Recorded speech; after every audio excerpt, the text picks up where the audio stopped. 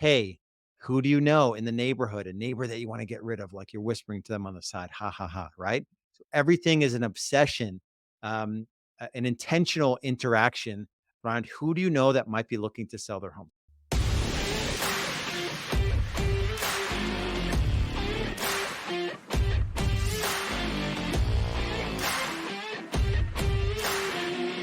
You just gotta do the work. Welcome back to Real Estate Business Builders. My name is Lars Hedenborg, founder of Real Estate B School. Today's episode is focused all on the topic that's most important to every agent, every team leader in every market right now. It's how to get more listings. There is a shortage of inventory in every market, right? The economy would have us believe, or the headlines would have us believe, and even some economic indicators would have us believe that we really should be in a declining market in terms of home prices, but there's just no balance in the supply demand, right? There's less homes than the buyers in the market can consume, and prices have stayed up. Pretty much every market, and I work with agents around the country. Pretty much every market is still in a multiple offer situation. Now, clearly, the days of pricing it, 10% above the last sale and still getting 20 offers, those days are over. You still need to price these homes properly, but pretty much everything is selling. So I've been focused, and we do a couple calls a week with agents, top agents, team leaders from around the country, and we're focusing mainly on how to get more listings. And that's going to be the focus of today's video. Four specific ways that you can take more listings now. And I was looking at my numbers for this year. So while I've technically retired from running a small real estate team, and by small, I mean a real estate team, doing 3 million plus in GCI a year, anywhere from, 250 to 300 plus transactions a year. I've got out of the small real estate team. Now I'm running a larger organization where I just looked at the numbers. We've done 2.8 billion in sales so far for 7 months of this year, and 73% of the production of the actual transactions that have happened are listings. And so my real estate business was always listing heavy. The expression list to last is something that you don't want to take lightly in this business. Buyers will burn you out. And there are a lot of agents out there that are like, I love working with buyers. At some point, though, the grind of working evenings and weekends and being at the beck and call of your buyers is going to get to you. So, but 73%, I thought that was an awesome statistic. And I lend some of that to two things, actually. One is that we just have amazing folks in our organization. And when I say organization, I mean it's a revenue share organization with EXP. $2.8 billion closed transactions so far this year. We've attracted the best agents in the business.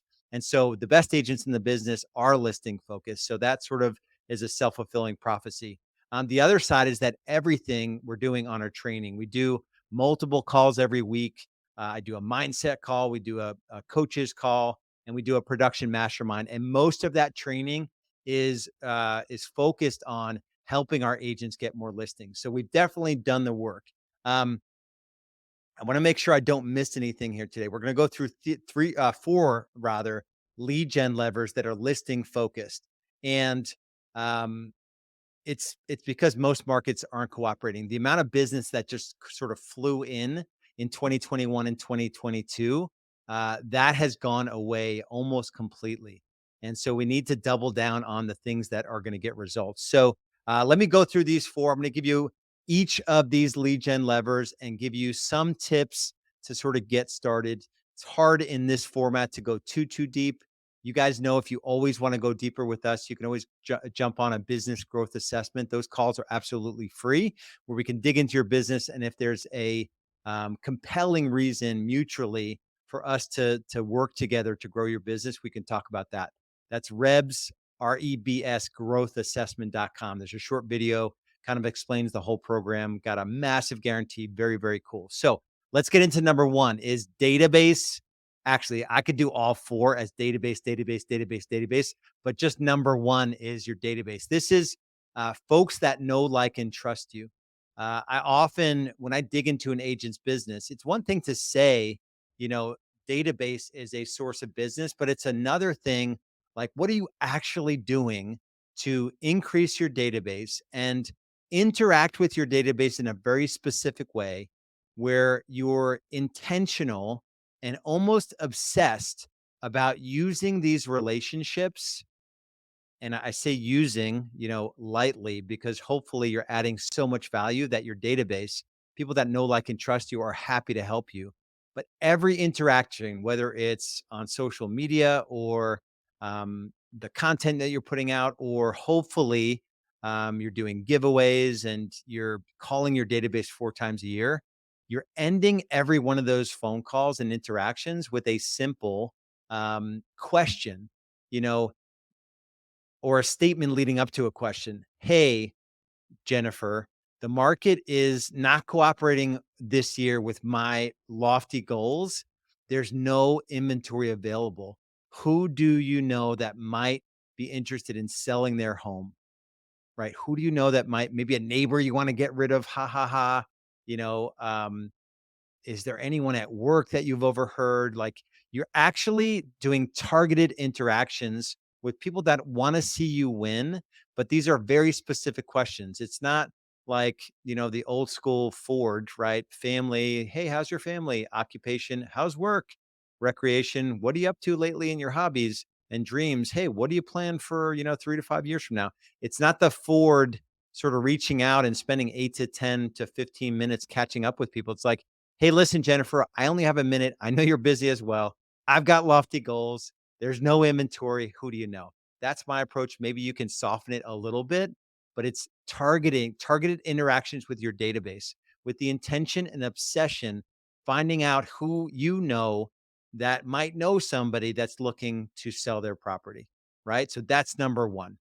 Number two, and we were just unpacking this recently, and someone had given, and you're going to laugh when I tell you it, but it's a different focus. But someone had applied this principle about a month after the first person kind of gave this away on one of our production masterminds, and pulled two deals, potentially two deals outside of open houses, is the lead gen lever that I'm talking about, but with a very specific focus on getting listings. So using open houses as leverage to get listings, a very different focus, very different focus. So instead of like a traditional open house where you put up one sign in the front yard and maybe a sign at the front of the neighborhood and you hope people show up, there's a very specific way that we run open houses at Real Estate B School, and they work. We had someone come on, someone that I'm partnered with directly at EXP. She gave away her entire playbook for open houses, and she regularly turns her open houses, outside of selling the house, which is easy in this market. That's not the reason why you're holding an open house. You're holding it to get 2 or 3 additional deals out of that one open house with a seller focus. So a few things you can do is that you're calling the entire neighborhood, circle prospecting, right? Just listed. You're doing it in an open house, but you're inviting sellers. So you're doing a 5-5-10 or a 10-10-20 or a 20-20-40, meaning you're going to door knock 5 houses to the left, 5 houses to the right, and 10 houses across the street, or 10-10-20, 20-20-40, 40-40-80, right? You get the point. You're doing open houses with the intention of generating more sellers. So highlighting and spotlighting that open house to generate more sellers. I mean, if you pick up a buyer in the process, that's a more traditional way, but it's a very specific focus where I'm going to hold this open house. I'm going to do 2 a month for the entire year, right? 2 a month, no matter what, with the intention of getting more sellers. If you took that focus and it was an actual system that you focused on building out, you would, hands down, I have no doubt you could pull at least a couple additional transactions per month, at least, with that sort of focus. 2 open houses with the intention of getting sellers, right? Not that willy-nilly intention of just hold it open because the seller wants an open house sort of thing. And most sellers honestly don't want open houses anymore with the market as hot as they are. But you need to tell them that it's a critical part of the marketing, and you will sell it at the open house, right? We've got a system in place where, you hold it open on Saturday and Sunday. You do a coming soon Tuesday, Wednesday. You built up demand. you get a bunch of offers, but you also have the benefit of the open house to generate additional closings or referrals from even neighbors that come in. Like you're asking them the question from number one, hey, who do you know in the neighborhood? A neighbor that you want to get rid of, like you're whispering to them on the side, ha ha ha, right? So everything is an obsession, um, an intentional interaction around who do you know that might be looking to sell their home. So that's number two. Number three, and I covered this a little bit here, but it's to get in front of more sellers. So we had a guy come on our production mastermind who was really a phone cowboy, right? He was a cold call cowboy, I guess is what he sort of called himself. But he's pivoted almost 100% away from the phone, like just listed, just sold, circle prospecting, to door knocking. So taking the same approach, like having a list of homes in a certain area that he wants to work and just door knocking. So he was like, yeah, it's not the thing I want to do, like I love to do, but I'm willing to do it because I'm not willing to not put listings up. And he's converting at a higher percentage return on time, right? So he would spend 3 to 4 hours a day circle prospecting, just listed, just sold, and um, just listed, just sold, and even FISBO's expired, right? Any seller that you can get in front of, and you're bringing some sort of package or something to drop off or hand to them, right? On our team, we had uh, uh, I forget what we call them, kind of like a listing packet, but essentially it's like everything you need to know about our real estate team to know that you'd be silly not to list your home with us, right? You've got to have a set of, and it's just a folder with all of your resume and your home pricing guide and your all of the stuff that you do to sell homes that will differentiate you from other folks. You're getting that in hand. You're knocking on the door and you're having a conversation with a would be seller. You don't have to have many of these, right, to be successful, but you do have to get in front of sellers. That one, not everyone's going to sort of lunge at that one as the first one. I never actually door knocked back in the day, so I'm giving different things that will work for, some of you may, you know, get excited about, pushing harder on the database. Some of you may be beating your head against the wall because you're still calling sellers, cold calling, and it's not working. And you can pivot that into door knocking. All right, that's number three. Number four is to become the digital mayor of your market. We had another production mastermind call inside Real Estate B School. We had a girl come on that listed 30 properties in 90 days, 30 properties in 90 days. And she did it with a very simple, well, it didn't start out as a system, but she committed to doing a Facebook Live every day. She ended up turning it into a duplicatable system. Now she only goes live, I think, on Tuesdays and Fridays. And the cadence now is and I'm going to go into the 90 day talent challenge that she actually took on to begin the journey. But now she only does a Tuesday like business interview and a Friday, where she just kind of talks about the market and what's going on in her business and her family and the ups and downs of real estate, and she kind of just turns Facebook on, and she does it on the one platform, so she knows that her target market, which is folks that have money and are a little bit older, she knows that those folks are on Facebook. She probably prefers Instagram personally, but her target market is not on Instagram, they're on Facebook, right? So a lot of real estate agents are all over Instagram, and that's not where your would-be clients are hanging out. Maybe if you want to work with first-time home buyer, 25, 30, 35 year olds. And I'm not a social media guy, but I know that Facebook, that's kind of where I live. And I just turned 50 and I'm probably in her target market and I'm probably 20 years older than her. So she knows what her target market is and she's going to where they are and she's providing useful information. She started out this 30 listings in 90 days. She committed to just turning on Facebook Live and talking about something every day, whether it's market related or, she's starting to work out again or she's, whatever, right? I had a tough deal. This happened.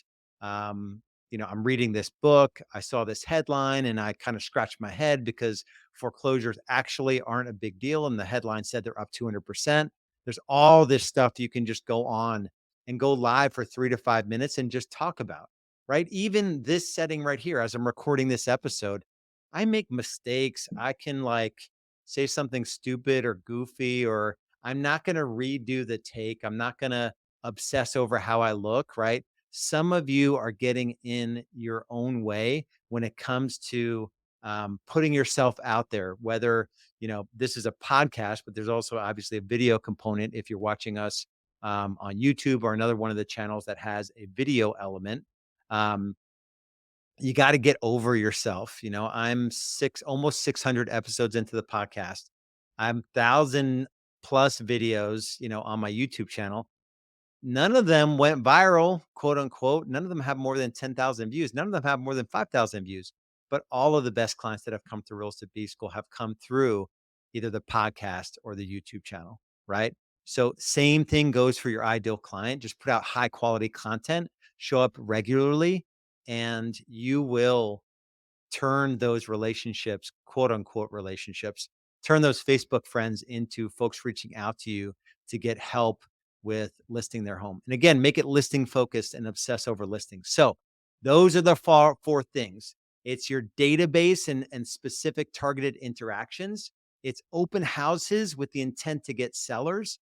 It is just get in front of sellers, knock on some doors. It's working better than cold calling, and become the digital mayor of your market. Go on Facebook Lives. One bonus, and it's along the lines of become the digital mayor of your market, is giveaways. Social giveaways are working really, really great. So as I'm recording this, we're in the middle of the summer. You could do a Yeti cooler giveaway. Go to your lender and ask them, hey, would you sponsor a Yeti cooler with a whole bunch of stuff in it around summer stuff?